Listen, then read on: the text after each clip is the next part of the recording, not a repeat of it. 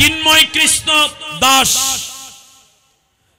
তাকে সরকারের intellectual agency arrest করেছে। আইনি লড়াই চলবে। তাকে অ্যারেস্ট করা মানে তো তাকে ফাঁসি দেওয়া নয়, তাকে অ্যারেস্ট করা মানে তো তাকে খতম করে দেওয়া নয়। এটা তো শেখ হাসিনার সরকার নয় যে যাকে ধরবে তারই মেরে ফেলবে। আপনাদের ধর্মগুরু কি আকাম করেছে তা বের হয়ে আসতেছে, রাখেন আপনি।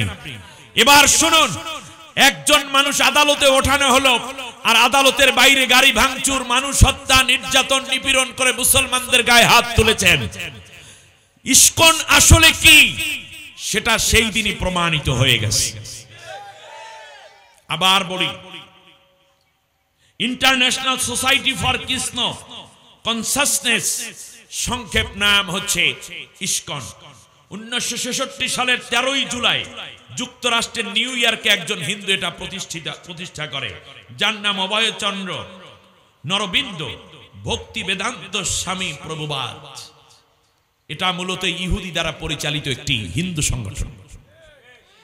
আবার বলি, ইহুদিদের টাকায় পরিচালিত হিন্দু ধর্মের মধ্যে থাকা কিছু লোককে এনে ইসকন নাম দিয়ে মুসলমানদেরকে হত্যাযজ্ঞ এবং এই ভূখণ্ডে সাবকন্টিনেন্টে যেন হিন্দু মুসলিমদের মধ্যে দাঙ্গা বাজাইয়া মুসলমানদের রক্ত ঝরাতে পারে, সেই জন্য যা করা দরকার ইসরায়েল তাই করে যাচ্ছে হিন্দুদেরকে দ্বারা। এইটার নাম হলো ইসকন। তার কারণ শুনুন, আবার বলি, ভালো করে কান খাড়া করে কথা শুনেন।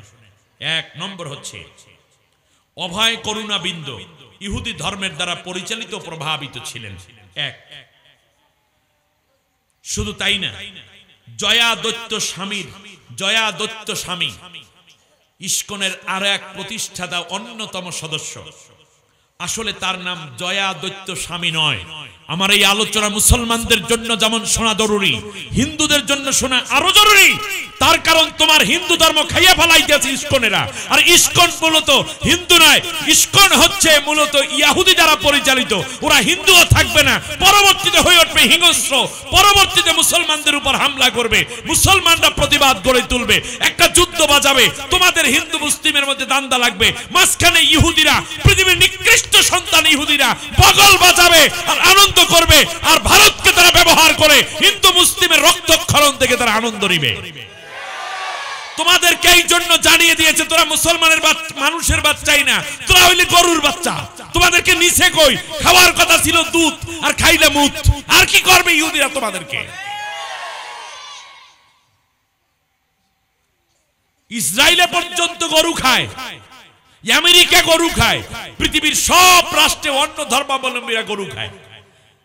ভারতীয় উপমহাদেশে গরুরে মা বানালো কেন? তার কারণ মাঝখানে হইল ওরা আর চারপাশে মুসলমান। মায়ের কোরবানিতে তো জবা দেবে, ওই তোর মায়ের জবা দেয়। তাই মায়ের চামড়া দিয়ে জুতা বানাইয়া রাস্তায় রাস্তায় হাঁটো। তোমরা তোমাদের মায়ের জবা দিয়ে বিদেশে তোমরা পাঠাইয়া দাও গোস্ত রপ্তানি করে না ভারত। তাহলে হইলে কি? এর মানে হচ্ছে গরুকে মা ডাকার দ্বারা হিন্দুদের সম্মান অনেক নিচে। এই জন্য দেখবেন ভদ্র শিক্ষিত হিন্দু যারা, তারা অলরেডি বলে দিয়েছে গরু কোনোদিন আমাদের মা হতে পারে না। গরু দুধ দেয় যদি মাই হয়, তা ছাগলের মা ডাকো না কেন? খালাও তো ডাকবা কমপক্ষে।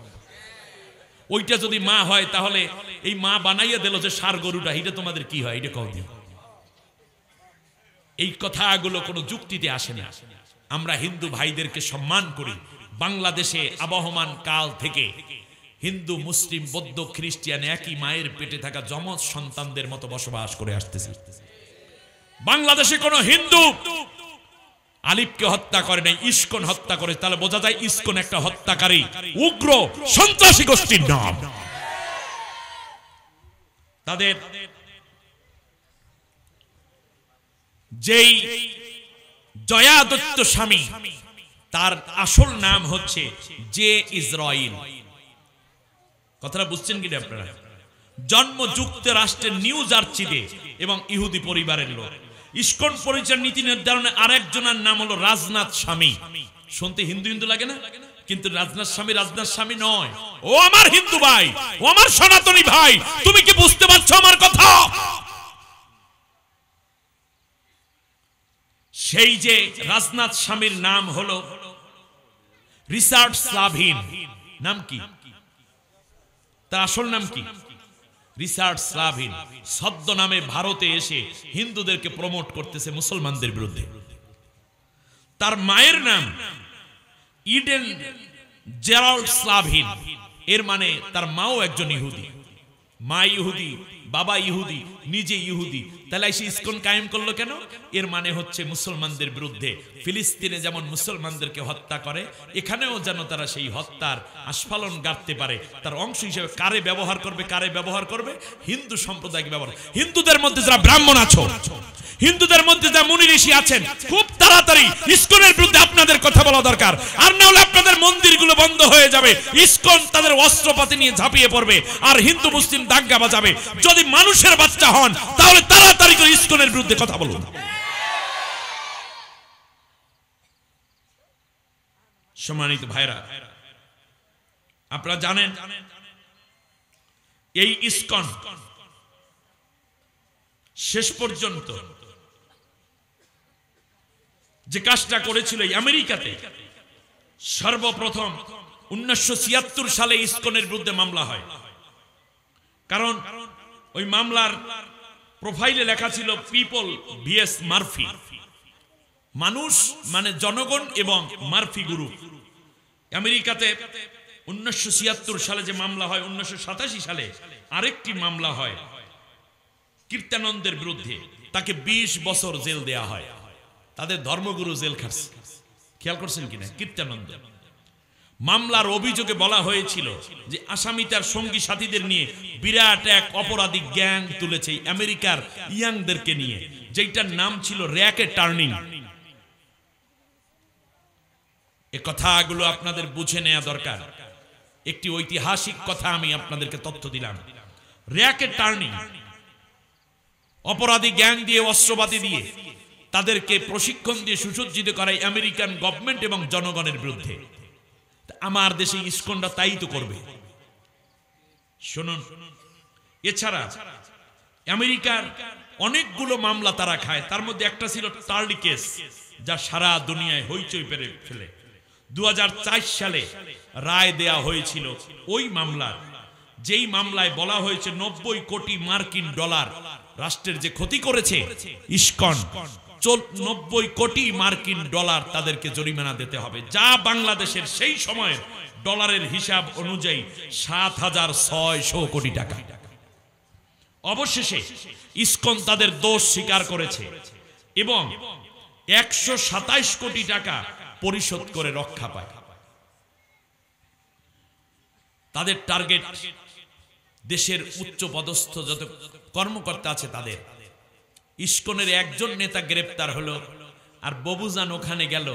মাঝখান থেকে ভারত আমাদেরকে এই ভয় দেখায়, সেই ভয় দেখায়। এই ভয় দেখাইয়া লাভ নাই, তার কারণ আমরা যেদিন কালেমা পড়েছি সেই দিন ভয় দূর হয়ে গেছে। তবে আমার বিশ্বাস, ভারতকে আজ যত বেশি নড়াচড়া করবেন তত বেশি আপনাদের কুকর্ম বিশ্ব জানা শুরু করবে। স্বাধীনতার আগ থেকে নিয়ে এমনকি স্বাধীনতার পর থেকে নিয়ে আজও পর্যন্ত বাংলাদেশের এক বিন্দু স্বার্থ রক্ষা এরকম কোনো কাজ করেন নাই। ফারাক্কা তৈরি করেছেন আপনারা। বাংলাদেশের মানুষদেরকে পানিতে কষ্ট দেওয়া এবং বন্যায় ডুবিয়ে মারার জন্য। এরপরে আমাদের উত্তরবঙ্গে যেই পানির সমস্যা রয়ে গেছে তা আজও বিদ্যমান। সীমান্তে প্রতিদিন মানুষ হত্যা করছেন। ভারত থেকে অবৈধ অস্ত্র, গাঁজা, ফেন্সিডিল, কোকেন, তারি, মারজুয়ারা, পেথিডিন গুলো পাঠানো হচ্ছে। ঠিক তার পাশাপাশি বাংলাদেশের যত উজ্জ্বল নক্ষত্র, বিরোধী দল এবং বিশাল আলেম যারা, তাদেরকে হত্যার নেপথ্যে আপনাদের কারসাজি রয়েছে। তার কারণ বাংলাদেশের প্রত্যেকটা হত্যার নেপথ্যে যাদেরকে তুলে নেওয়া হয় তার বেশিরভাগ পাওয়া যায় ভারতে। এরপরেও আমাদেরকে বলা হতো এরা পাকিস্তানের দালাল। 18টা বছর একটানা ক্ষমতায় ছিল পলাতক গভর্নমেন্ট। 18 বছর পর্যন্ত একটানা কত জেল দিল, জুলুম করলো, মামলা করলো।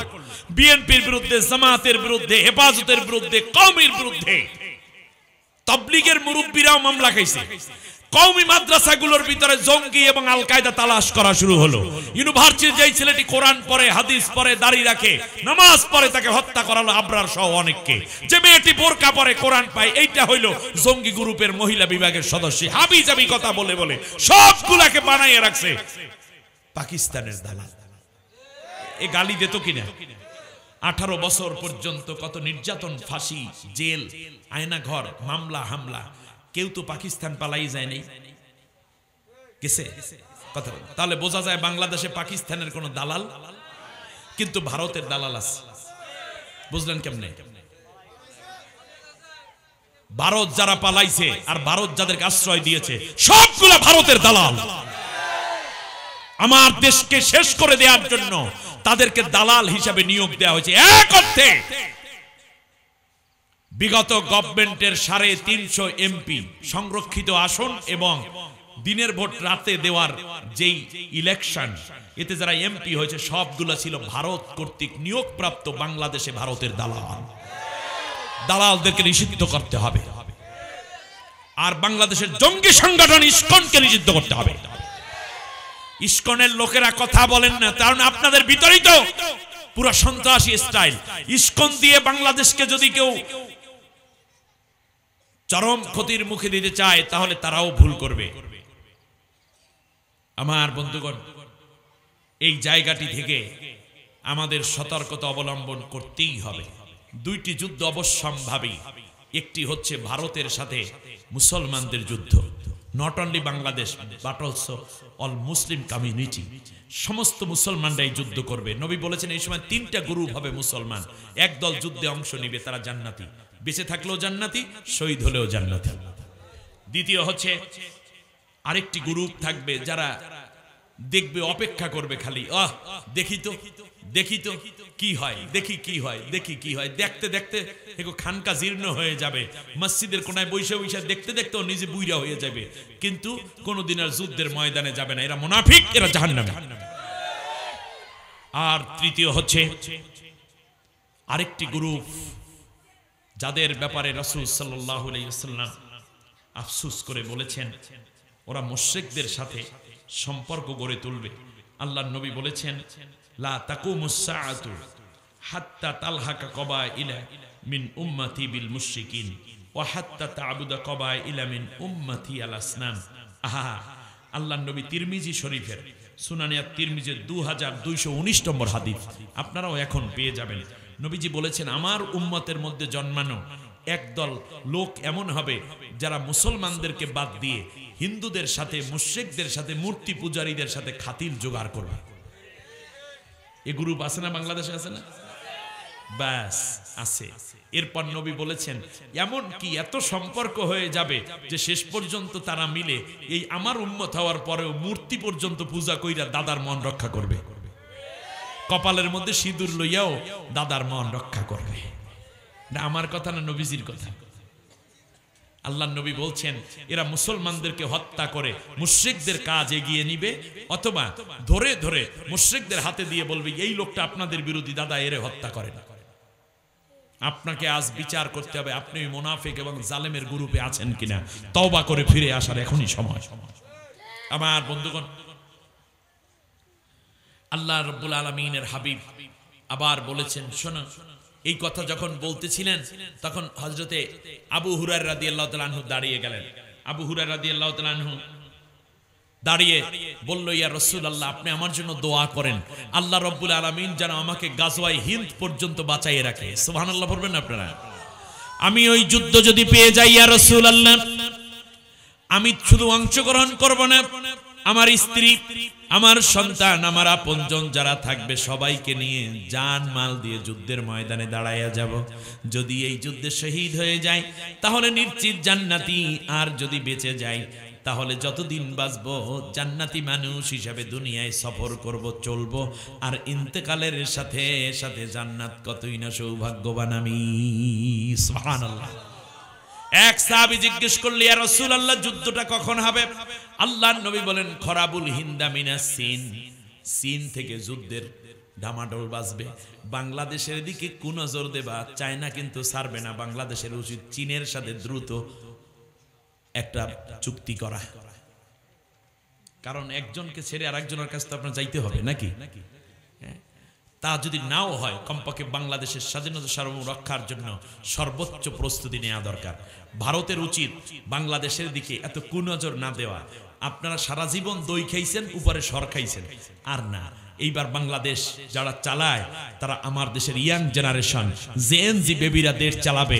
নতুন প্রজন্মকে শেখ হাসিনা যেমন দমাইয়ে রাখতে পারে নাই, ফেরাউন যেমন মুসা আলাইহিস সালামের আন্দোলন থামাইয়ে রাখতে পারে নাই, নমরুদ যেমন ইব্রাহিম আলাইহিস সালামের আন্দোলন থামাইয়ে রাখতে পারে নাই, আবু জেহেল যেমন মুহাম্মদ সাল্লাল্লাহু আলাইহি ওয়াসাল্লামের আন্দোলন থামাইয়ে রাখতে পারে নাই। সুতরাং বাংলাদেশ যেই স্বাধীনতার স্বপ্ন দেখছে, শোষণ মুক্ত, জুলুম মুক্ত, ফ্যাসিবাদ মুক্ত এক বাংলাদেশ জীবনের বিনিময় করেছে, এইটার মধ্যে আপনারা নাক গলাতে আসবেন না। বাংলাদেশ স্বাধীন দেশ, মুসলমানের দেশ, সব ধর্মের লোকের দেশ। সুতরাং এখানে নাক গলাতে আসলে সেই নাক সঠিক জায়গায় থাকবে না। আমার ভাইয়েরা, আল্লাহর নবী আরেকটি হাদিস বলেছেন। নবী বলেছেন, আন আবি হুরায়রা রাদিয়াল্লাহু তাআলা আনহু قال قال رسول صلى الله عليه وسلم لا تقوم الساعة حتى يقاتل المسلمون اليهود فيقتلهم المسلمون حتى يختبي اليهودي من وراء الحجر والشجر فيقول الحجر أو الشجر يا مسلم يا عبد الله هذا يهودي خلفي فتعالى فاقتلوه إلا الغرقد فإنه من شجر اليهود. আল্লাহু আকবার। হযরত আবু হুরায়রা রাদিয়াল্লাহু আনহু বলেন, নবী সাল্লাল্লাহু আলাইহি ওয়াসাল্লাম বলেছেন, কিয়ামতের পূর্বে অবশ্যই একটি যুদ্ধ হবে মুসলমানদের সাথে ইহুদিদের সাথে। মুসলমানরা যুদ্ধ করবে কাদের সাথে? চূড়ান্ত একটা যুদ্ধ হবে। সেই যুদ্ধে মুসলমানরা ইহুদিদেরকে সমানে হত্যা করবে। কি কইবেন? সুবহানাল্লাহ, আলহামদুলিল্লাহ বলেন না আলহামদুলিল্লাহ। বিজয় হবে কাদের? মুসলমানদের।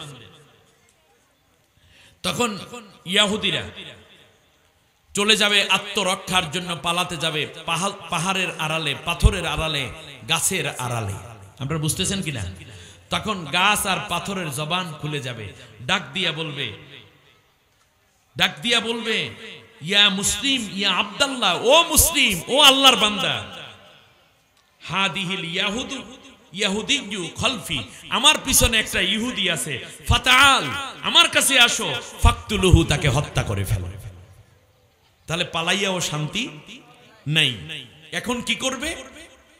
রাসূল সাল্লাল্লাহু আলাইহি ওয়াসাল্লাম বলে ইল্লাল গরকদ, গরকদ নামক যে একটা গাছ আছে, এই গাছ ছাড়া সবাই জবান খুলে ধরাইয়া দেবে আসামি।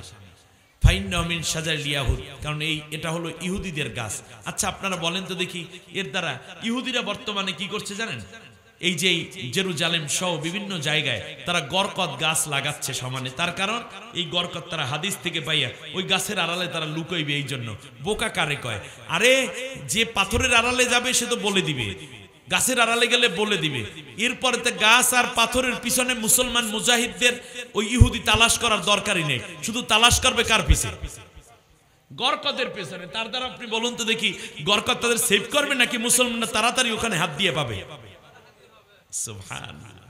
অতএব নিশ্চিত এই যুদ্ধ থেকে কেউ বাঁচানোর কোনো সুযোগ নেই। আমার ভাইরা, মুসলমান ইসলামী রাষ্ট্র পরিচালিত হলে কেমনে বোঝাবো? একটা গল্প দেই। এক অন্ধ লোক সারা দিন চৈত্র মাস চিৎকার করে, বাবা 2টা টাকা দেন, আমারে খাওয়ান দেন, আমার 2টা চোখ নাই, আল্লাহর রাস্তে আমার জীবন বাঁচানোর জন্য ব্যবস্থা করেন, আমার 3টা বাচ্চা আছে, স্ত্রী আছে, মা ঘরে বৃদ্ধা। এ কথা শুনলে মানুষে কি দেয়? টাকা দেয় সারা দিন। আর রোদের মধ্যে না দাঁড়ালে টাকাও মানুষে দেয় না। এইরকম একটা অবস্থা। তো এক লোক শুভাকাঙ্ক্ষী হয়ে গিয়ে বলছে, ভাই রে, তুই সারাটা দিন রোদের মধ্যে থাকিস, চিল্লা পাল্লা করিস, ধুলাবালির মধ্যে একটা কাজ কর, প্রতিদিন কমপক্ষে আধা কেজি করে দুধ খা, গরুর দুধ খা বা মহিষের দুধ খা, তাতে করে তোর শরীরটা ভালো থাকবে, কমপক্ষে শ্রমও বেশি দিতে পারবি, পুষ্টিগুণ ভালো হবে। এখন আন্দায় বলতেছে, চাচা বুদ্ধিটা তো খুব ভালো, বলেন দেখি দুধ কেমন? দুধ সাদা। বলল কিসের মতো সাদা? শুনতেছেন না আপনারা? কিসের মতো সাদা? বলল যে বকের মতো সাদা। কয় চাচা বক কেমন? কয় বক হইল কাচির মতো। কাচি ছিলেন আপনারা? ধান কাটে যেটা দিলেন নাম কি? কাচি। কাচির মতো বক, কারণ বকের ঠোঁট গলাটা কাচির মতো না, এই জন্য বললো যে এটা কাচির মতো। কয় চাচা কাচি কেমন? অন্ধ মানুষ তো কাচিও চেনে না, বকও চেনে না। বললো কাচি কেমন? তখন উনি চিন্তা করলো কাঁচি কাঁচি কাঁচি, খুঁজতে খুঁজতে কামারের দোকান পাশেই একটা আছে, দৌড়ে গিয়ে একটা কাঁচি এনে তার হাতে দিয়েছে। হাতে দেওয়ার পর বললো এই হইল কাঁচি। কাঁচিটাকে দূরে ফালিয়ে দিয়েই অন্ধ বলতেছে মাপ চাই, দোয়াও চাই, এইরকম দুধ আমি খাবো না। কাঁচি ধইরে বলতেছে এইরকম দুধ আমি, এটা লোহার তৈরি একটা কাঁচি, দুধ কি লোহার তৈরি? আরে কি কয় চাচা, যে আলাল কত কিছু, এতে আমার সব নারী বুড়ি কাইটে যাবে, খাবো কি করে? এই দুধ আমার দরকার নেই। আচ্ছা আপনারা বলেন তো দেখি, কাঁচি কি দুধ? দুধ কি কাঁচি? না, ইসলাম আল্লাহর বিধান। ওই যে মুখ দিয়া খাইলেন, আসানে চলে গেল। এইরকম একটা আসানিয়াতের জীবন আসে যখন ইসলামী রাষ্ট্র কায়েম হয়। আল্লাহ রাব্বুল আলামিন বলেন দুইটা নিশ্চয়তা আমি দিচ্ছি। কে দিচ্ছেন? আমার এত ফুডানকি করার কি দরকার ছিল? আমি অন্য আইন রচনা করব? আল্লাহ নিজে বলেছেন আমি তোর জন্য আইন দিয়ে দিলাম, তুই শুধু মানতে থাকবি। মানলে লাভ না ক্ষতি, ওই প্রশ্ন করারও তো দরকার নেই, কারণ আল্লাহ যা দিয়েছেন মানুষের জন্য সব কল্যাণ। কোনো অসুবিধার জিনিস আল্লাহ মানুষকে দেন না, সব সুবিধার জিনিস দেন। লা ইউকাল্লিফুল্লাহু নাফসান ইল্লা উসআহা, মানুষ যা বহন করতে পারবে না সেটা আমি দেই না। আল্লাহ যা দিলেন, অর্থনীতি আমরা নিলাম না, শিক্ষানীতি নিলাম না, বিচার ব্যবস্থা নিলাম না, আইন আদালত নিলাম না, আমরা নিলাম নামাজ আর রোজা। নামাজের মধ্যে যেই আল্লাহর হুকুম মানেন সাহাবীরা, নবী, আল্লাহর নবী ওই আল্লাহর আইন দিয়েই তো সমাজ চালাইছে। তো নামাজের মধ্যে যেই আল্লাহ, সমাজের মধ্যেও সেই আল্লাহ। নামাজের মধ্যে যেই আল্লাহর আইন মেনে রুকু করি, সিজদা করি, 3 রাকাতে 3 রাকাত পড়ি, 4 রাকাতের ওয়াক্তে 4 রাকাতই পড়ি, 2 রাকাতের 2 রাকাতই পড়ি, রুকু একটা করি, সিজদা 2টা করি, ঠিক ওই আল্লাহর আইনটা আমরা সমাজেও প্রতিষ্ঠা করব। সেই টার্নিং ছিল মূলত নামাজ। কিন্তু নামাজের জায়গায় রাখলাম, সমাজ দিয়ে দিলাম কাফেরদের হাতে, কুফরি মতবাদের হাতে, আল্লাহ বিরোধী শক্তির হাতে। আমাদের নামাজ কবুল হয় কিনা সন্দেহ আছে।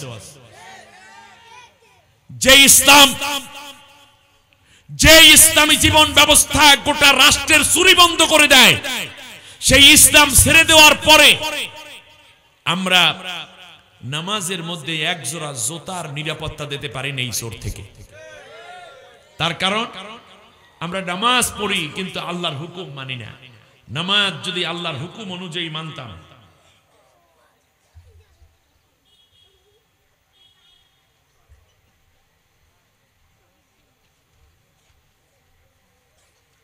সম্মানিত ভাইরা, যদি যেই আল্লাহর হুকুমে নামাজ পড়তাম, সাহাবীগণ যেই আল্লাহর আইন দিয়ে নামাজ পড়তেন, সেই আইন দিয়েই মসজিদের বাইরে সমাজ চালাইতেন। আমার কথা আপনাদের বুঝে আসছে না মনে হয়? আল্লাহ রাব্বুল আলামিন বলেন, শোনো, আমি সেই দিন সদরঘাটে এক মসজিদ লঞ্চ থেকে নেমে দেখলাম ফজরের আজান দিছে মসজিদে, ভোর ভোর রাতে পৌঁছে গেছে লঞ্চ সদরঘাটে। নামার পর আমার সফর সঙ্গীদের নিয়ে মসজিদের ভিতর ঢুকছি। ওযু করে যখন ঢুকলাম, ঢোকার সময় লেখা সাবধান, এই মসজিদে জুতা চুরি হয়। বেশ ভালো, জুতা জোড়া হাতে নিলাম, ব্যাগ হাতে নিয়ে মসজিদের ভিতর ঢুকতেছি। ডান পাশে লেখা, বাম পাশে 2টা প্লেকার্ড লেখা, জুতা চোর থেকে সাবধান। সামনে একটু আগাইয়ে লেখা আছে, জুতা চুরি হইলে কর্তৃপক্ষ দায়ী থাকবে না। সামনে লেখা আছে,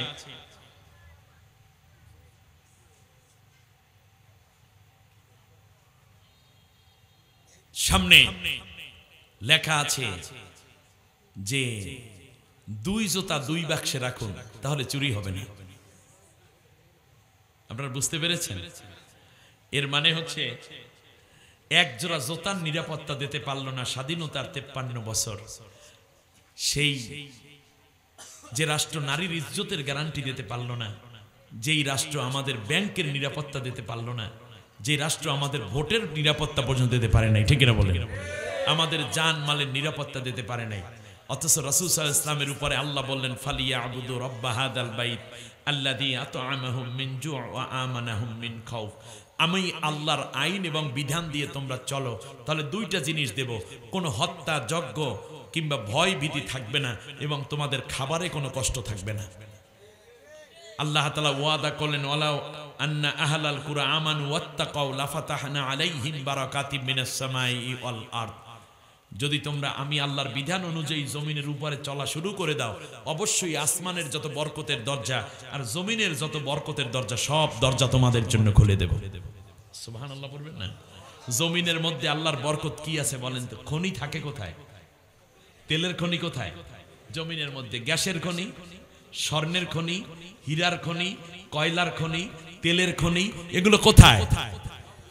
তাহলে আল্লাহ বলছেন জমিনের উপরে আমি আল্লাহর আইন বাস্তবায়ন করো, তুমি দেখবে জমিনের ভেতরের যত নেয়ামত সব আমি তোমাদের জন্য অবশ্যই খুলে দেব। আপনি বিশ্বাস করুন, চোরের হাত কাটার আইন আমার না আল্লাহর? মুসলমানের নাকি আল্লাহ তাআলা? তো চোরের হাত কাটলে অসুবিধা, কিন্তু আপনারা কেন চাইবেন না? তার কারণ আপনারা চাইবেন এই জন্য যেহেতু চোরের না হাত কাটবে, আমি তো চুরি করি না। অতএব একটা চোরের যদি হাত কাটা যায় তাহলে লক্ষ লক্ষ চোর ঠিক হয়ে যাবে। পরে আপনার মোবাইল, আপনার স্বর্ণের চেইন, আপনার ভ্যানিটি ব্যাগ, আপনার ব্যাংকের টাকা, শেয়ার মার্কেটের টাকা হতে শুরু, কোনো জায়গায় কোনো চোর থাকবে না। এমন একটা রাষ্ট্র কি আপনারা চান না? জিনার শাস্তি হলো কোমর পর্যন্ত কারো মাথার মস্ত গুড়াই দাও। তাহলে আপনার মেয়ে ধর্ষিতা হোক আপনি চান না, আপনার স্ত্রী ধর্ষিত হোক আপনারা কি চান? চান না। যদি না চান তাহলে এই আইনটা বাস্তবায়িত, একটাকে যদি বিচার করা হয় 1 লক্ষ নয় 1 কোটি জিনাকার ঠিক হয়ে যেতে বাধ্য হবে। একটার বিচার। আল্লাহ নবী সাল্লাল্লাহু আলাইহি ওয়াসাল্লামের উপরে ডাকাতের শাস্তি, হত্যার শাস্তি, আল কতলু বিল কতলে, হত্যার বদলে হত্যা। হত্যার বদলে যদি হত্যা করা হয় প্রকাশ্যে, যে হত্যাকারীকে যদি বিচার করা হয় তাহলে হাজার হাজার হত্যাকারী অস্ত্র নিচু করে বাবা বাবা করতে বাধ্য হবে। তার কারণ সে জানে হত্যা করলে আমারও ঘাড় উড়িয়ে দেওয়া হবে। কোন পুলিশ নির্দোষ মানুষকে আর হত্যা করার সাহস পাবে না। এলাকায় কোনো বড় মেয়া, কোনো এমপি মন্ত্রীর কথায় অন্য কেউ হত্যা করতে যাবে না। সুবহানাল্লাহ বলেন। আপনি দিন রাতে চলবেন স্বাধীনভাবে, কেউ আপনার রক্তক্ষরণ করার সাহস পাবে না। আল্লাহর নবী এই আইন বাস্তবায়ন করলেন আল্লাহর কোরআন দিয়ে। আইনটা ছিল কার? আল্লাহ তাআলার। অতএব আল্লাহ ভালোভাবেই জানেন মানুষকে কিভাবে নিয়ন্ত্রণ করতে হয়, এই জন্য আল্লাহ আইন দিয়েছেন। এই আইন বাস্তবায়ন করবে কি হুজুরেরা নাকি রাষ্ট্র? যদি হুজুর ওখানে যায় তাই হুজুর, এটা কি জামাত ইসলামীর একার কাজ? এটা কি শুধু চরমনাই হুজুরের কাজ? এটা সমস্ত মুসলমানের কাজ। তার কারণ আল্লাহ তাআলা বলেছেন আলা আলাহুল খলকু ওয়াল আমরু, সৃষ্টি যার, আইন তারটাই মানবা। ইনিল হুকমু ইল্লা লিল্লাহ, আল্লাহ ছাড়া অন্য কারো আইন চলতে পারে না, কারণ তোমার ভিতরেও তো আমারই আইন চলে। সুবহানাল্লাহ বলেন। আমার বন্ধুগণ, শেষবারে এসে আমি আপনাদেরকে বলতে চাই রাসূল সাল্লাল্লাহু আলাইহি ওয়াসাল্লাম এই আইন করলেন। সেই আইয়ামে জাহিলিয়াত বর্বর লোকগুলো এমন হয়ে গেল, মাত্র 2টা বিচার নবীর কাছে আসছে। একটা ছিল জেনার বিচার, আর একটা ছিল হাত কাটার বিচার। নবী এই 2টা বিচার করছেন 10 বছর। আর কোনো হাত কাটাও লাগে নাই, কারো কি সঙ্গে সারও করা লাগে নাই। এজন্য ইসলাম চোরের বিচার করে না, ইসলাম চুরির বিচার করে। ইসলাম জেনাকারের বিচার করে না, জেনার বিচার করে। ইসলাম ডাকাতের বিচার করে না, ডাকাতির বিচার করে। ইসলাম হত্যাকারীর বিচার করে না, হত্যার বিচার করে। তার কারণ হত্যারই যদি বিচার হয় হত্যাকারী খুঁজেও পাওয়া যাবে না। আমার বন্ধুগণ, একটি সোনালী সমাজ গঠনের জন্য এটা দরকার। রাসূল সাল্লাল্লাহু আলাইহি ওয়াসাল্লামের পরে চলে আসলেন হযরত আবু বকর রাদিয়াল্লাহু তাআলা আনহু। আবু বকর রাদিয়াল্লাহু তাআলা আনহুর সময় চিফ জাস্টিসের দায়িত্ব পালন করার সুযোগ পেলেন, নিয়োগ দেয়া হলো হযরতে ওমর রাদিয়াল্লাহু তাআলা আনহুকে। ওমর রাদিয়াল্লাহু তাআলা আনহু বিচার এর এজলাসে বসেন, একটানা প্রতিদিনই বসেন, কিন্তু কোনো মামলা নাই। 2 বছর পর্যন্ত একটাও মামলা পায় নাই। 2 বছর পর আবু বকরকে বলেন, আবু বকর, আমি হইলাম কাজের লোক, কাজ ছাড়া থাকতে পারি না। আমাকে এমন একটা দায়িত্ব দিয়ে রেখেছেন যেখানে কোনো কাজ নাই। বলে কি বলো? বললে হ্যাঁ, এই 2 বছর পর্যন্ত বসে আছি এজলাসে, কিন্তু কোনো মামলা আমার কাছে আসে না। হযরত আবু বকর জিজ্ঞেস করলেন, লিমাযা লাম ইয়াজিউকা লিল মুকদ্দামা, তোমার কাছে মানুষেরা বিচার নিয়ে কেন আসে না? বলল যে অহুম ইয়ামতাসিলুনাল কুরআন ওয়াস সুন্নাহ, এদেশের মানুষেরা কোরআন জানে, হাদিস জানে। চুরি করলে কি হয় তা তারা জানে, খুন করলে কি হয় জানে, ডাকাতি করলে কি হয় জানে, স্ত্রীর হক আদায় না করলে কি হয় জানে, যদি জিনা করে কি হয় জানে। অতএব যেহেতু আইন সবাই জানে, আর প্রত্যেক রমজানে একবার করিয়া খতম তারাবি দিতে পুরো আইন জানাইয়েই দেওয়া হয়, আর আমরা ঘুমাই খতম তারাবির সময়। বিশ্বে এমন কোন সংবিধান আছে যা প্রত্যেক ওই জাতির লোককে পুরো একবার শুনাইয়া দেয় 1 বছর একবার?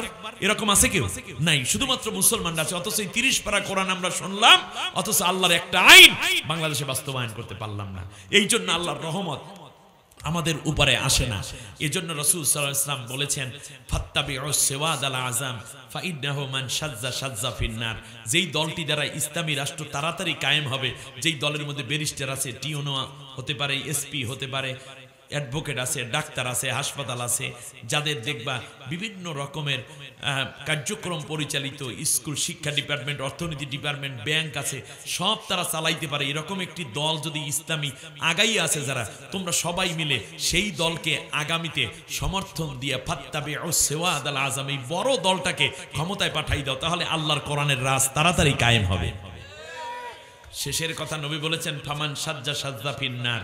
তবে কেউ যদি ইসলামী হুকুমত প্রতিষ্ঠা করতে না চাও, পিছাইয়া থাকো যদি, তাহলে সে জাহান্নামে যাবে। আমার কথা না, রাসূলুল্লাহর কথা, রাসূলুল্লাহর কথা। সুতরাং আমি ওই অন্ধ মানুষের মতো দুধ খাওয়াইতে যাইয়া, যেমন কেসিরে দুধ মনে করেছে, ইসলাম মনে করতে যাইয়া কেউ শান্তিকে ওই কাশি মনে কইরা দূরে ফেলে রেখেছেন। না, কাশি মানে দুধ না, এটা একটা উদাহরণ হয়েছিল মাত্র, কিন্তু আসল দুধটা কি সেটা দেখার জন্য চোখ দরকার। আসুন না আগামী পার্লামেন্টে আমরা চোখ দিয়ে যেন দেখতে পারি। সব দল তো আমরা দেখলাম, কোরআনের পার্লামেন্টটা একটু দেখে যেতে চাই। সবাই দেখে যেতে চান। আগামীর পার্লামেন্ট কোরআনের পার্লামেন্ট হতে হলে আমাদের সমর্থন দিতে হবে, কাজ করতে হবে, দাওয়াত দিতে হবে। যারা যারা আগামী পার্লামেন্ট আল্লাহর কোরআন দিয়ে চলুক, এইটা যারা চান, তারাই কেবল দুইটা হাত উঁচু করে আল্লাহকে দেখান।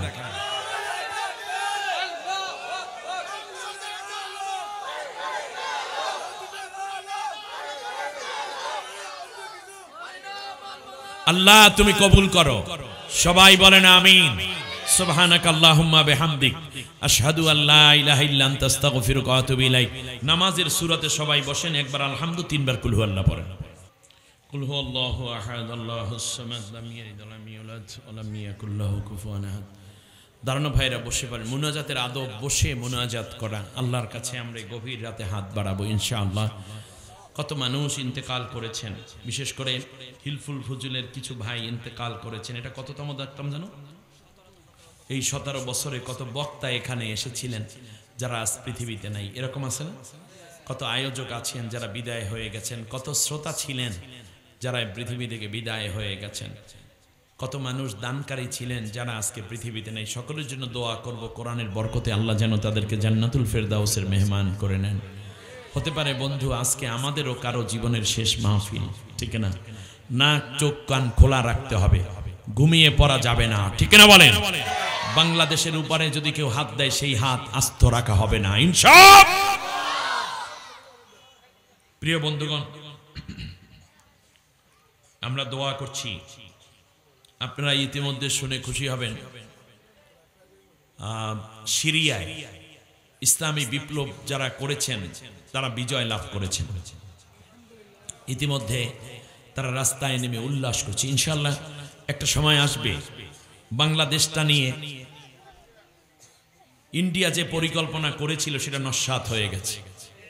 যদি আর কয়েকটা দিন সুযোগ পাইতো, তাহলে বাংলাদেশ নামে বাংলাদেশ, কামে সিকিম হয়ে যেত। অতএব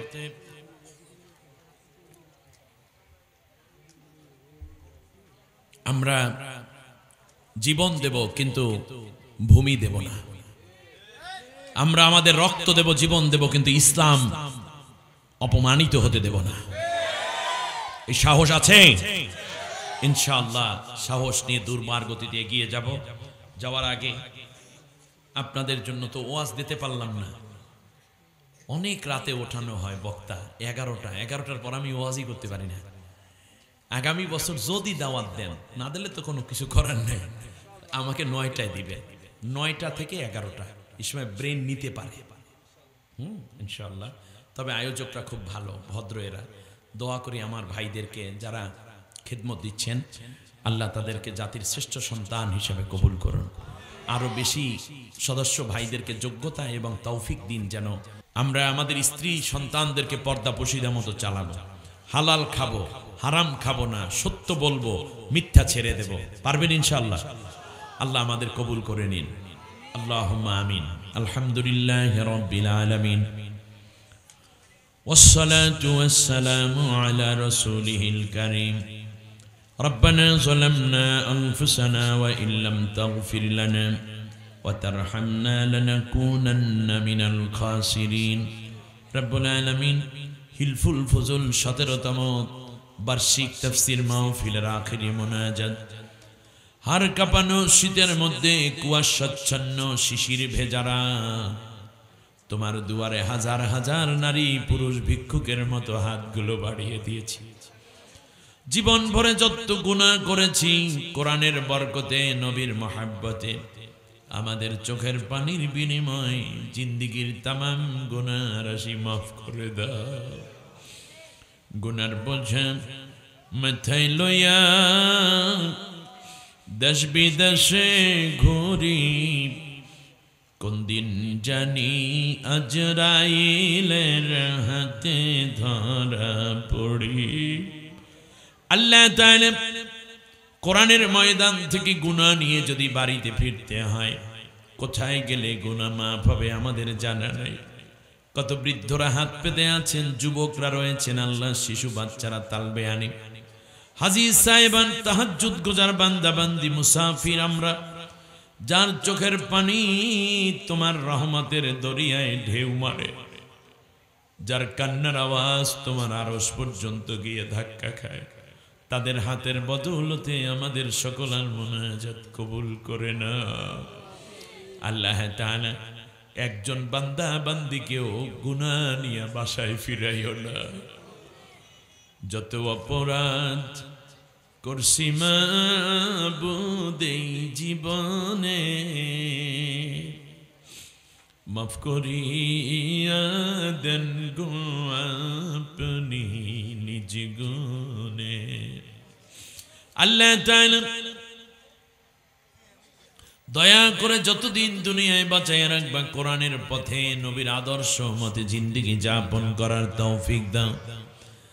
আল্লাহ তাআলা সওয়াবগুলো বিশ্বনবী মুহাম্মদুর রাসূলুল্লাহ সাল্লাল্লাহু আলাইহি ওয়াসাল্লামের রওজা মুবারকে পৌঁছে দিও। আল্লাহ যারা আমিন আমিন বলে উঠলেন, জীবনে একটা বারের জন্য হলেও তোমার ঘর আর নবীজির রওজা জিয়ারত না করাইয়া কাফনের কাপড় পড়াইও না। আল্লাহ সবার ডাকে সাড়া দিও, নীরবে থেকো না, কৌশল করে লয়ে যায় সোনার মদিনা। আল্লাহ তাআলা তোমার কাছে হাত বাড়ালে সবচেয়ে বেশি মনে হয় মার কথা, মনে হয় বাবার কথা। ঘরটা আগের মতো পড়ে আছে, মা হারাইয়া যারা চোখের পানি ছেড়ে তোমার কাছে কান্না জুড়ে দিল, প্রত্যেকের মাকে আল্লাহ তুমি মাফ করে জান্নাতি বানাইয়া দাও। মাথার ঘাম পায়ে ফেলে রক্ত পানি করা টাকা দিয়ে বাবা আমাদেরকে মানুষ গড়তেছিলেন পাগল পাড়া। আজকে সুখ আসলো, শান্তি আসলো, সম্পদ আসলো, কিন্তু বাবা তো কোনোদিন আর ফিরে আসবে না। আল্লাহ বাবাহারা সন্তান যারা, নবী বলেছেন কোন নেককার সন্তান যদি মা বাবার জন্য চোখের পানি ছেড়ে কান্না করে, ওই চোখের পানি নাকের ডগায় আসার আগেই তুমি মা বাবারে মাফ কইরা দাও। আল্লাহ দয়া করে আমাদের মা বাবাদেরকে গুনাহগার কইয়া ডাক দিও না, লজ্জা দিও না, তাদেরকে মাফ করে জান্নাতুল ফিরদাউসের মেহমান করে না। রব্বির হামহুমা কামা রব্বায়ানি সগীরা।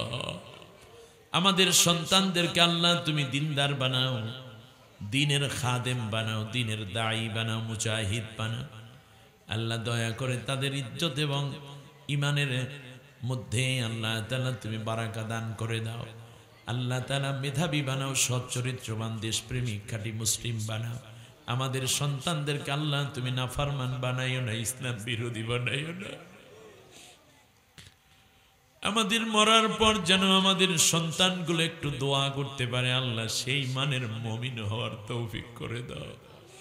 নারীরা হাত পেতেছেন যার মা নাই, কার যেন বাবা নাই, স্বামী হারাইয়া কান্দে, কেউ বা সন্তান হারাইয়া কাটা কবুতরের মতো ছটফট করছে। আল্লাহ তুমি সকলকে ধৈর্য দিয়ে দাও, যে নেয়ামত নিয়েছো তার চেয়ে ভালো নেয়ামত দান করে দাও।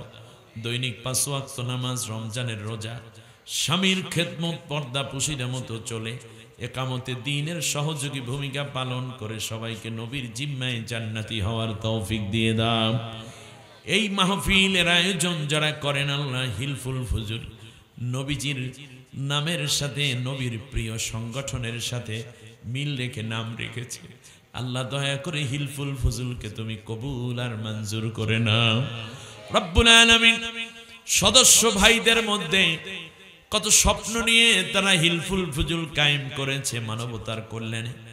আজ যারা বিদায় হয়ে গেলেন এ পর্যন্ত সকলকে কোরআনের খাদেম হওয়ার বরকতে মাফ করে জান্নাতের মানুষ বানায়া দাও।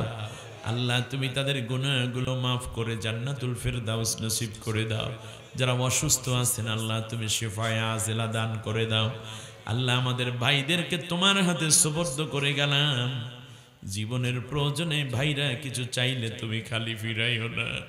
মুসল্লি ভাইরা যারা এই গভীর রাত পর্যন্ত মুনাজাতে 2 ফোঁটা চোখের পানি তোমার কাছে ছেড়ে কিছু চাইবে বলে অপেক্ষমান, আল্লাহ তোর কাছে দোয়া করি কাউকেও তুমি খালি ফিরাইয়া দিও না রব্বুল আলামিন। আল্লাহ যারা অসুস্থ তুমি সকলকে শিফায়ে আজেলা দান করে দাও। আল্লাহ তাআলা প্রত্যেককে নেক হায়াত দিয়ে দাও। শত্রুতা দুশ্মনের দুশ্মনী, রাস্তাঘাটের বিপদ আপদ অ্যাক্সিডেন্ট থেকে আল্লাহ তুমি সকলকে রহম করো। আল্লাহ তাআলা নিরাপত্তা দিয়ে দাও। বিদেশ প্রবাসে যে ভাইরা আছেন আল্লাহ সকলকে তুমি দুর্ঘটনা থেকে হেফাজত করো, কামাই রুজিতে বরকত দাও। বাংলাদেশ নিয়ে যারা ষড়যন্ত্র করে আল্লাহ তুমি ওদেরকে ধরাইয়া দাও। আল্লাহ তুমি ওদের চেহারাটা উলঙ্গ করে দাও। আল্লাহ তাআলা দেশ প্রেমিকদেরকে এবং ইসলাম প্রেমিকদের হাতে তুমি বাংলাদেশের মাটিকে উঠায়ে দাও। আল্লাহ বাংলাদেশের মুসলমানদের কলিজা বড় করে যেন চলতে পারি সেই রকম মজবুত ঈমান, দিল এবং পরিবেশ তুমি নসিব করে দাও। বাংলাদেশকে কোরআনের দেশ হিসাবে কবুল করো। কোরআনের কথা বলতে গিয়ে যারা জীবন দিলেন শাহাদাতের মর্যাদা দাও। আল্লাহ তাআলা জুলাই আগস্টের আন্দোলনে যে ভাইয়েরা জীবন দিয়েছেন তাদেরকে শহীদের মর্যাদা দান করো। যারা হাত পা চোখ হারালো আল্লাহ তুমি তাদের চোখগুলো ফিরিয়ে দাও। অনেকেই কোনো দিন আর চোখ দিয়ে দেখতে পাবে না, আল্লাহ তুমি ওদের অন্তর চক্ষুগুলো খুলে দাও। যারা হাত পা হারালো আমার ইয়াং ভাইরা, যুবক ছাত্র ভাইরা, আল্লাহ তুমি দয়া করে ওদের মনোবল বাড়াইয়া দাও। আল্লাহ ওদের রিজিক তোমার রহমত দিয়ে ফয়সালা করে দাও।